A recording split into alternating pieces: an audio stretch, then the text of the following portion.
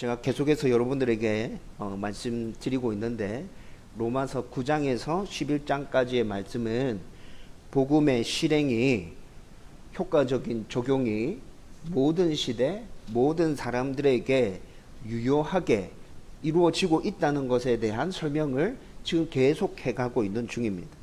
이 설명을 바울은 먼저 복음을 받으면 좋겠다고 생각하는 자기 동족 유대인들을 예로 들어서 지금 계속 설명해 주고 있죠. 바울의 설명은 아주 논리적이어서 유대인들이 반론을 제기할 때마다 모든 반론들에 대해서 다 답하면서 충분하게 설명해 주고 있습니다. 그러면서 지난주에 우리가 살펴봤던 말씀에서는 유대인이나 이방인이나 할 것 없이 하나님의 은혜로 남은 자들에게 복음이 전해진다는 것이었죠. 그 예로 누구를 들었죠? 바울은 유대인인 자기 자신을 예로 들었고, 또 구약시대 엘리야 시대 때 남아 있었던 그 7,000명의 사람들을 예로 들어서 이를 설명해 주었어요. 여러분, 우리가 생각하기에 바울은 예수 그리스도를 확실하게 만나기 전에 기독교인들을 심하게 핍박했던 자였잖아요. 그런데 멸망받아 마땅한 그 바울이 하나님의 은혜로 선택을 받고 남은 자가 되었다는 것, 우리의 생각으로는 쉽게 받아들여지지 않는 것입니다.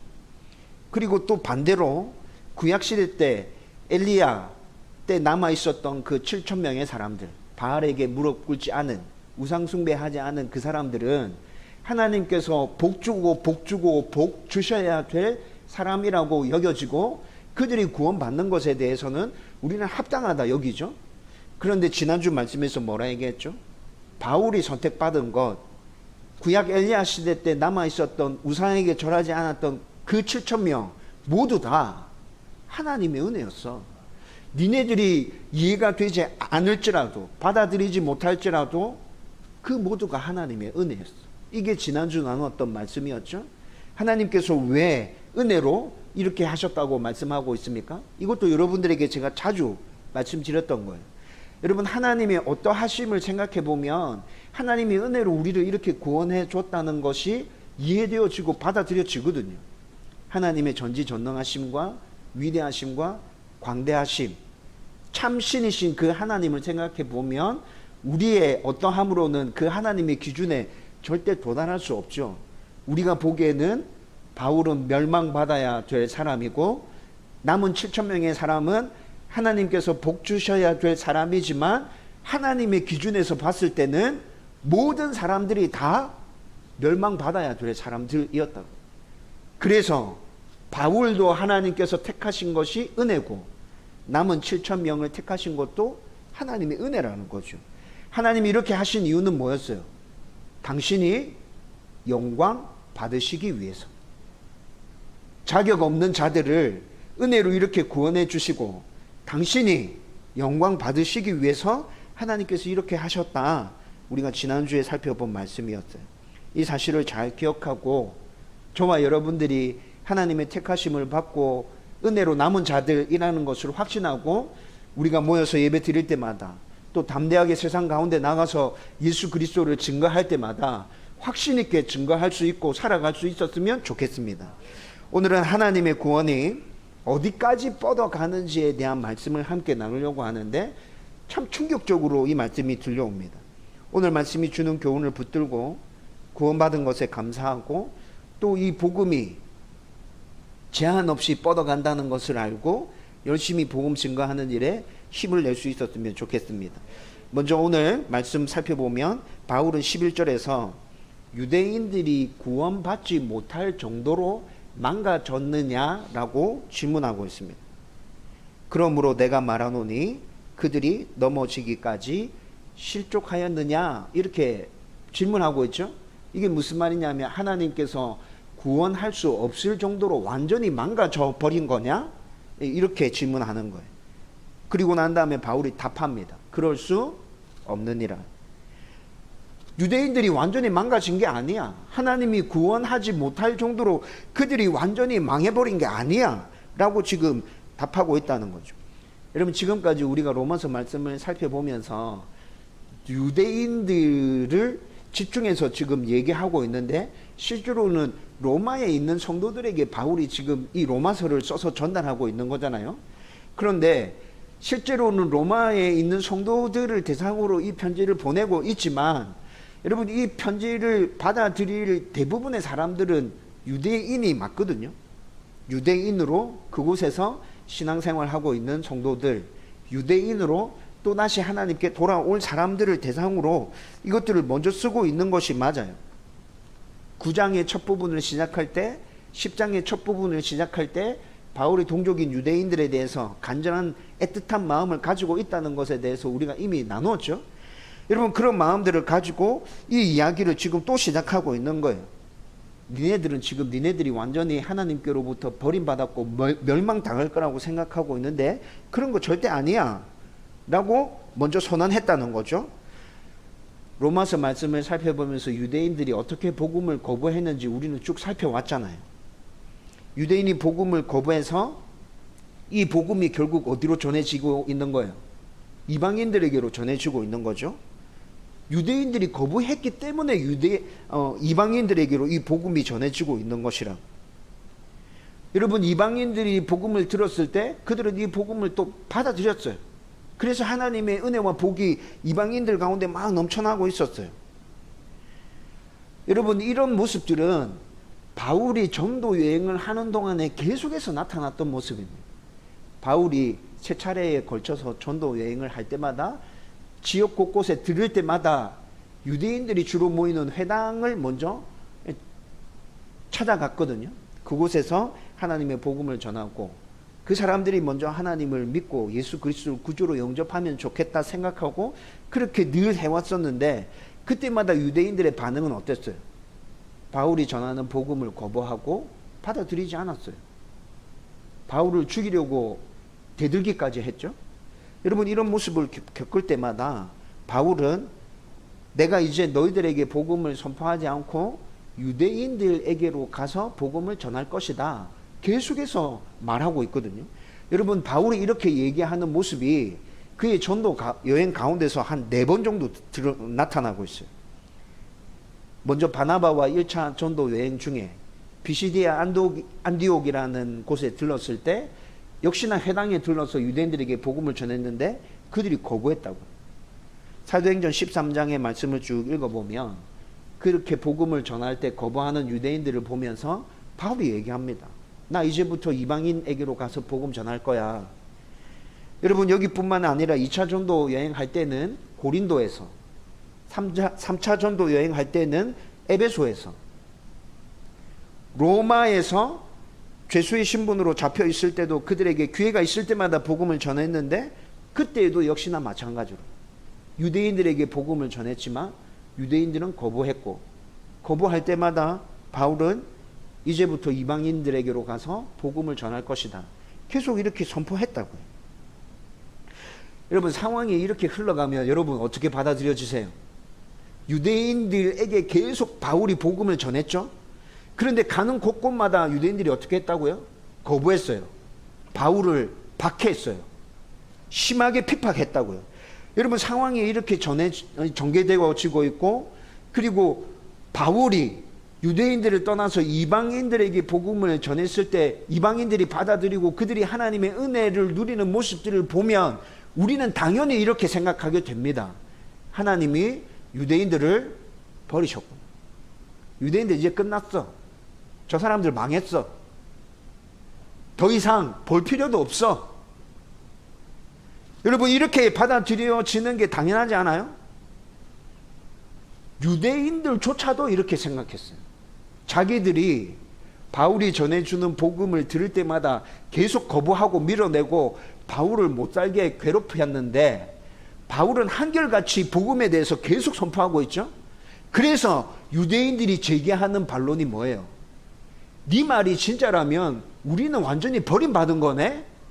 유대인들이 그래서 이 반론을 제기하게 된 거라고요. 하나님의 약속은, 우리한테 주어진 하나님의 약속은 네 말이 맞다면 완전히 폐기됐네? 우리는 완전히 버림받았네? 하나님 우리한테 주시겠다고 하는 그 복이 이방인들한테로 가버린 거네? 여러분, 유대인들이 왜 이런 반론을 제기하고 있는지 이해가 되시죠? 여러분, 그런데 바울이 이렇게 말하고 있는 유대인들에게 오늘 11절 말씀에서 뭐라 얘기하고 있다고요? 니네들이 완전히 하나님에게서 떨어져 나간 것이냐? 아니, 그렇지 않아. 하나님은 니네들을 완전히 버리신 게 아니야 라고 지금 11절 말씀에서 선포했어요. 11절 뒷부분에 나오는 바울의 설명에 따르면 지금 제가 방금 말한 것, 그 설명이 다시 이어지고 있는데, 유대인들이 복음을 거부했기 때문에 그 복음이 이방인에게로 전해졌고, 이방인들에게 복음이 전해져서 그들이 받아들여서 하나님의 은혜와 복을 누리게 되었고, 그 모습을 보면서 니네들은 지금 시기하고 질투하고 있지. 그런데 언젠가 니네들의 그 시기심과 질투심으로 인해서 이방인들이 다시 너희들에게 복음을 전할 때 너희들은 그 복음을 다시 받아들이게 될 거야. 여러분, 지금 11절 뒷부분에서 이어지고 있는 설명이 이것이거든요. 그리고 12절에서 그런 일들이 일어나게 되면 이 세상이 어떻게 될지에 대해서도 얘기합니다. 12절 말씀에 보면 니네들이 복음을 거부했고 그 복음이 이방인들 가운데 전해졌고 이방인들은 그 복음을 받아들이고 하나님의 은혜와 복을 누렸고, 그 모습을 보면서 니네들은 시기하고 질투했고, 그리고 다시 그들이 니네들한테 복음을 전해줄 것이고, 그리고 니네들이 그 복음을 다시 받아들이게 될 때 이방인들로 말미암아 이 세상에 차고 넘쳤던 그 하나님의 은혜와 복이 니네들이 복음을 받아들이는 그날 더 풍성하게 차고 넘칠 거야. 여러분, 12절의 설명은 이거예요. 여러분, 그런데 12절에서 우리가 주목해서 봐야 될 부분은, 여러분, 12절은 지금 하나님의 은혜와 복이 유대인들을 통해서 어떻게 이 세상 가운데 가득하게 차고 넘칠 것인가에 대해서 지금 선포했죠. 여러분, 좀 이따가 15절에 가서 설명해 줄 건데, 15절은 또 어떤 관점에서 바울이 선포하고 있는지, 이걸 기억하고 좀 뒤에 가서 15절의 말씀을 한번 또 살펴보십시다. 여러분, 11절과 12절의 말씀을 다시 정리해서 설명해 드리면, 유대인들이 하나님께 버려진 것이 아니라 그들을 구원하기 위한 하나님의 새로운 계획이 시작되고 있다는 거예요. 니네들은 절대로 버려진 것이 아니야. 하나님의 새로운 계획이 지금 시작되고 있어. 여러분, 이걸 또 다르게 설명하면 어떻게 설명할 수 있죠? 하나님은 당신이 택한 백성이 하나님을 거부한다 할지라도 그를 절대로 포기하지 않으십니다. 이런 모습 가운데 또 우리가 확인할 수 있는 건 하나님의 무한한 사랑과 긍휼입니다. 하나님이 처음 유대인들을 선택하셨어요. 그런데 그 유대인들이 계속해서 하나님을 거부하고 하나님을 받아들이지 않습니다. 여러분, 이런 모습이 반복해서 계속 나타난다면, 사람이라면 그래, 더 이상 니네들에게 내가 해줄 것이 없다. 그냥 니네들이랑 나랑 그냥 갈라서서 따로 지내자. 상관없는 사람처럼 그렇게 지내자. 이렇게 할 법하죠. 그렇죠? 근데 하나님께서는 절대 당신이 택하신 자들을 그렇게 내치지 않으신다는 것입니다. 그 내치지 않음에는 하나님의 무한한 사랑과 긍휼과 인내가 포함되어져 있다는 것이죠. 그런데 유대인들은 하나님의 그 사랑과 그 긍휼을 지금 깨닫지 못하는 거예요. 자기 생각과 자기 판단에 따라서 하나님을 해석해서 자기들이 해석해낸 하나님을 섬기고 있다는 거죠. 잘못되었음에도 불구하고 그것이 잘못이라는 것을 깨닫지 못한 채 그냥 그 하나님을 주구장창 섬기고 있는 거예요. 그래서 하나님은 이방인과 유대인을 동시에 구원하기 위한 계획을 세우시고 바울을 부르신 거예요. 여러분, 세 차례에 걸친 전도 여행, 그리고 바울이 로마로 가는 그 여행을 통해서 바울을 인해서 복음이 이방인들 전체로 퍼져나가는 모습들 우리는 사도행전을 통해서 확인할 수 있죠. 그리고 오늘 우리가 읽었던 본문 13절 말씀에서도 분명히 이렇게 얘기합니다.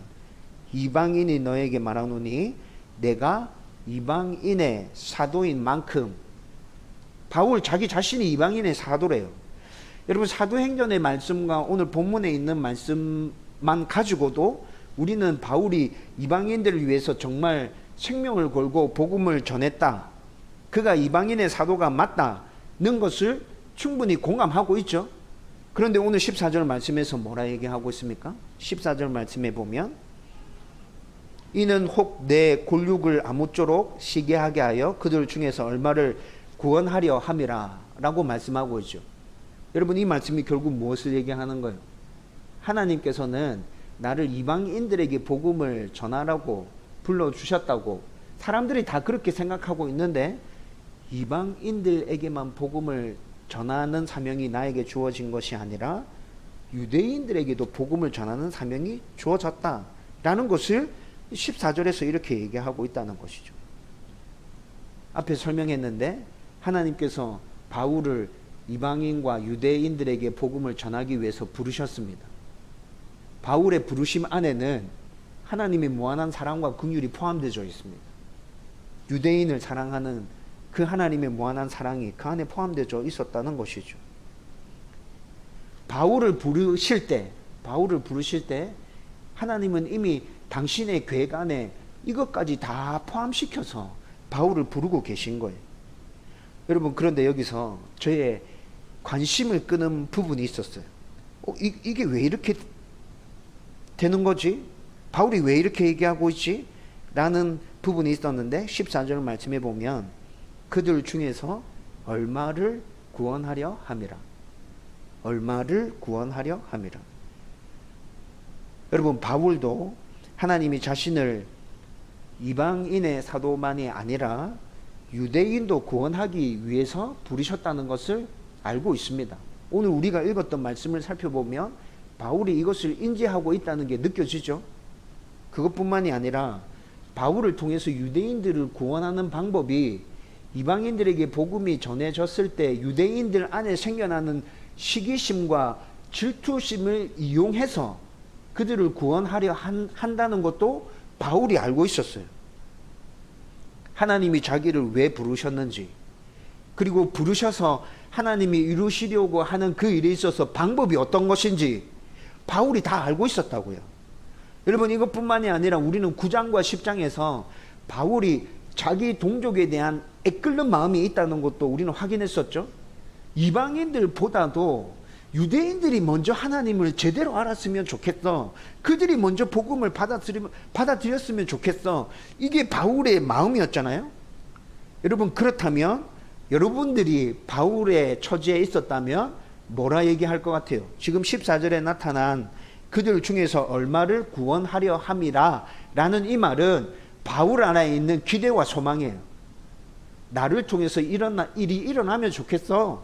바울의 기대와 소망인데, 여러분이 바울의 처지에 있었다면 여러분은 어떻게 얘기할 것 같아요?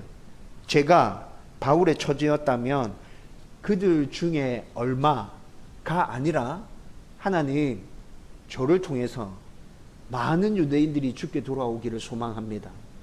하나님이 그렇게 하시기 위해서 저를 부르신 거라면 제 안에 동족인 유대인을 향한 애끓는 마음을 하나님께서 주신 것이 맞다면 하나님, 제가 그렇게 쓰임 받았으면 좋겠어요. 저는 이렇게 기도했을 것 같아요. 많은 유대인이 돌아올 수 있었으면 좋겠어요. 그 일에 제가 쓰임 받을 수 있었으면 좋겠어요. 여러분, 그렇지 않아요? 그런데 바울이 왜 이렇게 자기의 소원을 그들 중에 얼마라고 얘기하고 있죠? 저는 잘 이해가 되지 않았어요.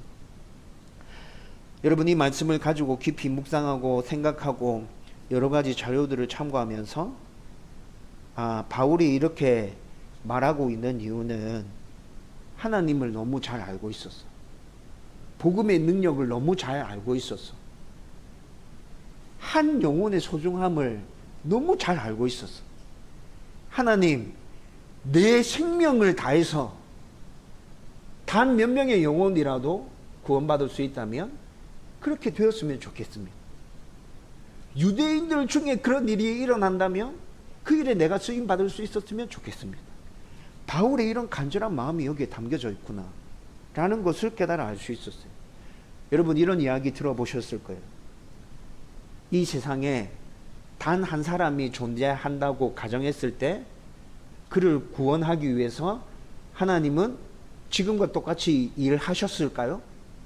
여러분 이런 질문 던지는 거 보셨습니까?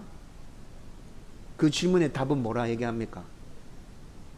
단 한 사람이 있었을지라도 하나님은 그를 구원하시기 위해서 지금 행하신 똑같은 일을 똑같이 행하셨을 것이다.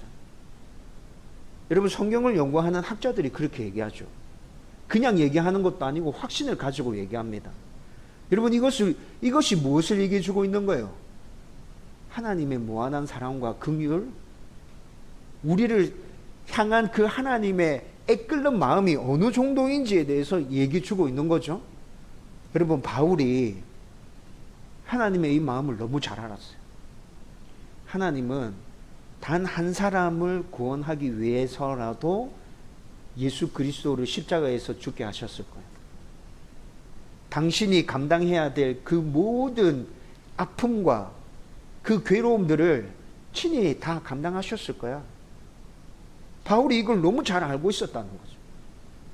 그 모든 희생을 치르시고 우리를 구원할 수 있는 복음을 준비해 주셨는데 이 복음은 죽어 마땅한 영혼을 살려내고도 남을 만한 능력이 있는 것이야. 바울이 이걸 알았다고요. 그 한 영혼이 새 생명 가운데 다시 하나님께 돌아왔을 때 하나님이 얼마나 기뻐하시고 하나님이 얼마나 즐거워하실지 바울이 이걸 알았어요. 그래서 그도 그 하나님의 마음을 품고 똑같이 얘기합니다. 나를 통해서 단 한 사람이라도, 단 몇 명이라도 하나님께로 돌아올 수 있다면 내가 그 일을 위해서 나의 생명을 갈아 넣을 것이다. 그런데 내 소망은 이방인들 중에 몇 명이라도 그렇게 된다면 내 생명을 아끼지 않을 텐데 내 소망은 유대인들 중에 몇 명이 나의 사역을 통해서 돌아올 수 있었으면 좋겠다. 여러분 이것이 바울의 지금 애끓는 심정이라고요. 그들 중에 몇 명이라는 이 말 안에 바울의 그 의미들이 다 담겨져 있다는 것이죠. 여러분 하나님의 마음이 어떤 것인지, 복음의 능력이 어떤 것인지, 한 영혼의 소중함이 어떤 것인지 바울이 몰랐다면 이렇게 얘기할 수 있었을까요? 절대 없었을 거예요. 바울은 너무 잘 알고 있었어요. 그리고 15절 말씀을 보면 바울의 이 마음이 그냥 단순하게 나타나는 마음이 아니라 진짜 진실된 마음으로 그의 간절한 소망으로 드러나고 있다는 것도 확인할 수 있습니다. 정말 유대인에게 복음이 전해지고 그들이 다시 하나님의 자녀가 될 때 일어날 일들에 대해서 바울이 기대하고 있는 것들을 지금 15절에서 설명해 주고 있거든요. 바울의 기대는 12절 말씀에서도 잠깐 나타났었어요. 그렇죠? 12절 말씀 설명해 드릴 때 15절에서도 나타나는데 약간 다른 포커스에서 접근하고 있다. 제가 앞에서 설명해 드렸죠? 12절에서 나타났는데 15절에서 바울의 기대가 또 나타나요. 여러분 하나님이 복음을 거부하는 유대인들을 뒤로 하고 이방인들에게 복음을 전하게 하셔서 이방인들과 하나님이 화목하게 되셨습니다. 그래서 하나님의 은혜와 복이 구원받은 그 이방인 성도들에게 막 차고 넘쳤거든요. 하나님과 화목하게 된 모습들이 이방인들 가운데서 막 나타났어요. 유대인들이 이 모습을 보면서 시기했다는 거죠. 질투했다는 거죠. 그렇게 시기하고 질투하고 있는 유대인들에게 이방인들이 다시 가서 복음을 전해준다는 거죠. 그리고 하나님의 은혜와 복들이 유대인들에게 차고 넘쳐나게 될 것이고 이방인들이 누렸던 그 은혜보다도 훨씬 더 이 땅 가운데 하나님의 은혜들이 풍성하게 넘쳐날 것이다. 여러분 12절과 15절의 말씀은 똑같은 이야기를 하고 있는데 똑같은 이 이야기의 관점이 달라요. 여러분 12절에서는 어디다가 포커스를 두고 그 이야기를 했죠? 하나님의 은혜와 복, 그 은혜와 복이 풍성하게 될 것이다 라는 것에 포커스를 두고 이 설명을 했어요. 15절에서는 하나님과의 관계, 하나님과 화목하게 되는 것에 포커스를 두고 이 설명을 하고 있어요. 유대인들에게 복음이 전해지면 이방인들에게 복음이 전해졌을 때보다 이 땅 가운데 더 풍성한 하나님의 은혜와 복이 임할 거야. 이게 12절의 설명이었어요. 15절에서는 이방인들에게 복음이 전해져서 이방인과 하나님이 화목해 된 그 화목보다 유대인들에게 복음이 전해져서 이 세상의 모든 만물들이 하나님과 화목하게 되는 그 은혜가 더 풍성하게 넘쳐날 거야. 여러분 이해가 되세요? 바울은 지금 유대인들에게 복음이 돌고 돌아서 유대인들에게 다시 복음이 전해질 때 하나님의 은혜와 복이 더 풍성해질 거고 이 세상 만물과 하나님과의 관계가 더 깊어지고 더 온전해질 것에 대해서 이렇게 얘기해 주고 있다는 것이죠. 여러분 저는 아침마다 여러분들을 위해서 계속 기도하고 있습니다. 특히 이 장소로 옮겨오고 난 다음에 벌판인 이 옆에 땅들을 바라보면서 계속 기도합니다. 몇 년이 지나고 여기에 아파트가 서고 건물들이 들어섰을 때 하나님 우리 교회가 정말 지역교회로 건강하게 섰으면 좋겠습니다. 이 지역에서 계속 전도하고 또 긍휼의 사역을 펼치면서 하나님의 은혜와 복들을 흘려보냈으면 좋겠습니다. 이 지역에 하나님의 은혜와 복들을 흘려보내주는 교회, 이 지역에 하나님과의 관계를 더욱더 화목하게 돈독하게 세우는 교회가 되었으면 좋겠습니다. 여러분 이렇게 기도하는데 이 기도를 할 때마다 제 머릿속에 그림이 그려집니다. 아파트가 들어서 있고 건물들이 막 세워져 있고 전도하러 다니고 있는 우리 성도들의 모습, 긍휼 사역을 하고 있는 우리 성도들의 모습, 주위에 있는 사람들이 다운교회를 바라보고 평가하고 있는 모습들, 저 교회 진짜 교회 맞다. 저 교회 다니는 사람들은 진짜 예수쟁이 맞다. 하나님 믿는 사람 진짜 그런 표 나더라. 사람들이 이렇게 얘기하고 있는 모습들. 좋은 소문들이 흘러 넘쳐서 정말 하나님이 우리 교회를 통해서 영광 받으시는 모습들. 하나님 우리 교회를 보시면서 기뻐하시고 흐뭇해 하시면서 다음 교회가 진짜 내 자존심을 확 세워주구나. 하나님 이렇게 얘기하고 있는 모습들 생각하면 온몸에 소름이 짜릿짜릿 돋아납니다. 여러분 기도할 때 이런 상상을 하고 있죠? 그런데 이 상상이 어느 순간에 제 안에 기대감으로 채워지고 있다는 걸 제가 느꼈어요. 될 수 있겠다. 정말 건강하게 교회 잘 세워가면 그런 일들이 일어날 수 있겠다. 하나님 기뻐하시겠다. 우리 성도들이 더 온전한 성도로 설 수 있겠다. 여러분 그런 기대감이 생겨나면서 계속해서 더 집중해서 기도하게 되거든요.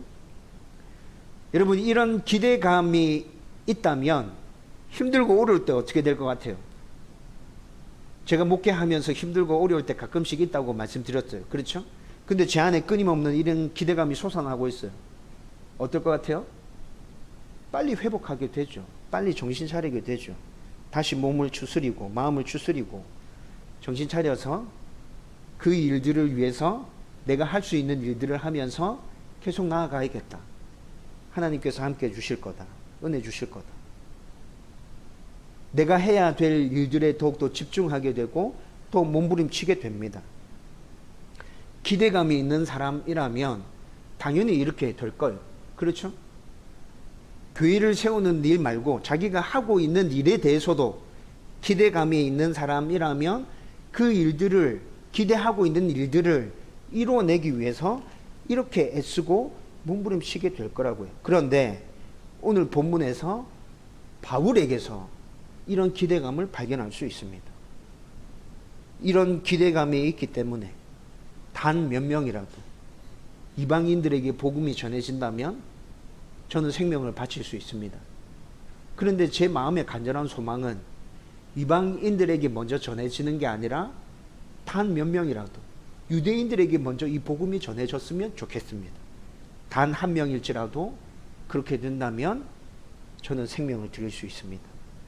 여러분, 이것이 지금 바울이 오늘 본문 가운데서 얘기해 주고 있는 것이라.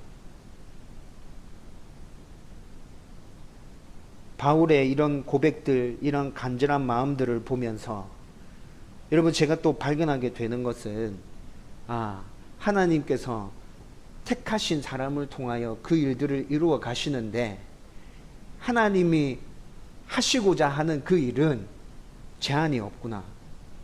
하나님께서 모든 사람들에게 은혜 주시기를 작정하셨구나.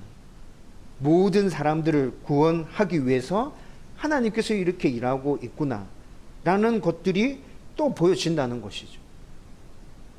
모든 사람들에게 하나님의 은혜와 복을 흘려보내고 하나님과의 그 관계를 화목하게 만들어가는 것, 이게 최종적으로 하나님께서 계획하고 계신 일이구나.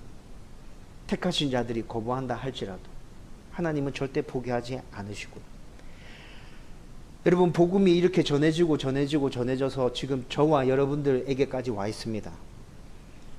여러분, 이 복음이 저는 우리 가운데서 멈추지 않았으면 좋겠습니다.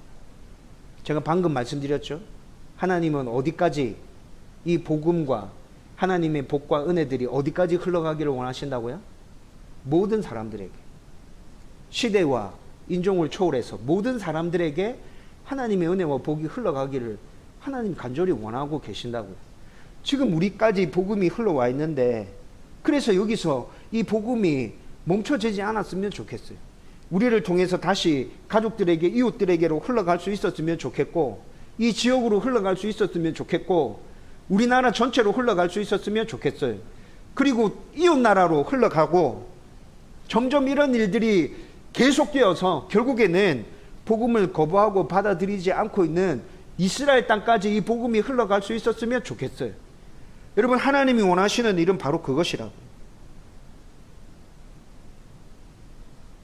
저와 여러분들이 이 은혜와 이 사랑과 하나님의 그 간절한 마음, 바울의 끓는 심정이 어떤 것인지 잘 알았다면 저와 여러분들이 살아가고 있는 모든 삶의 현장 가운데서 동일한 모습으로 우리가 할 수 있는 부분에서 최선을 다하면서 그렇게 살아야 되지 않겠습니까?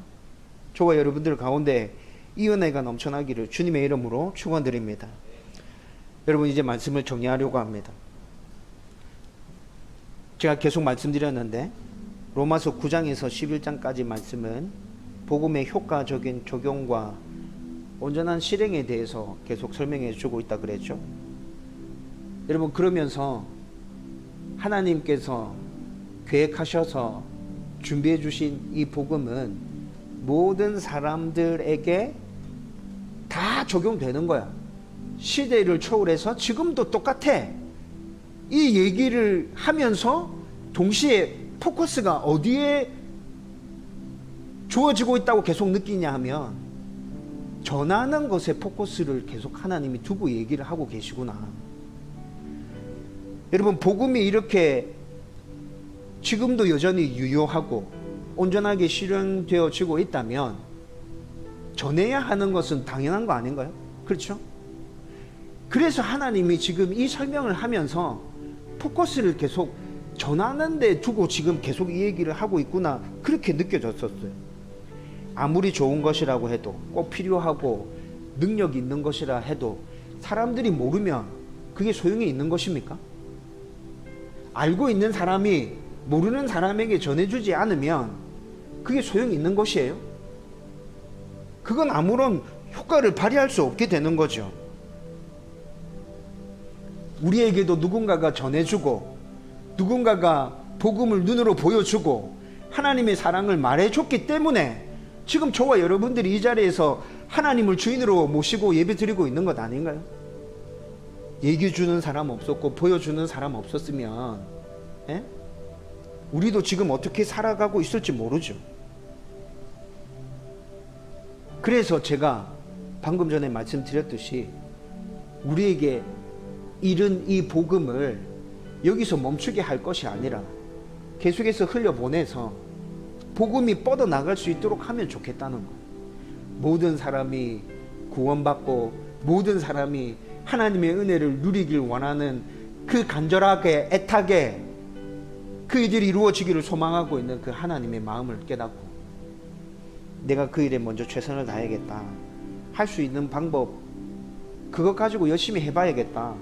저와 여러분들이 이렇게 결단할 수 있었으면 좋겠고 가족과 친척과 이웃과 지역 주민과 우리나라와 이웃에 있는 나라들 결국에는 이 복음이 이방인인 우리를 통해서 유대인들에게까지 다시 흘러갈 수 있기를 소망하고 기대감을 품고 계속 전진해서 나아갈 수 있기를 주님의 이름으로 축원드립니다.